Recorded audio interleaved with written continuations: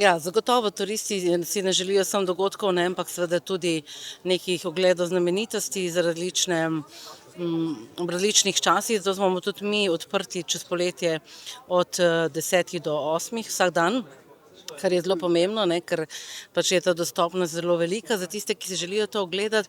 In smo jim prišli naproti, potem pa seveda imamo kino na Grajskem dvorišču, imamo nekaj koncertov, imamo ta poletni gala koncert, ta koncertna verzija opere s Pehljivanjem orkestrom.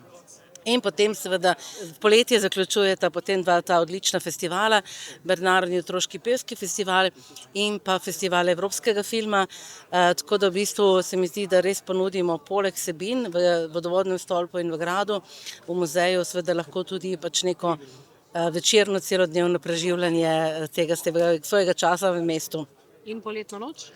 Ja, tako začnemo pa mi junija za muzejsko poletno noč, ki je vedno tretjo soboto v juniju, to se pravi 26. Odpiramo eno izjemno interaktivno razstavo v našem prostoru pod Viteško dvorano in pa se potem sprehodimo tudi z znamenitimi Posavci in Posavkami po gradu, po stolpu, po mestu, tako da pač ljudje lahko pridejo z različnih koncev naše Slovenije in širše in uživajo v odprtih vratih.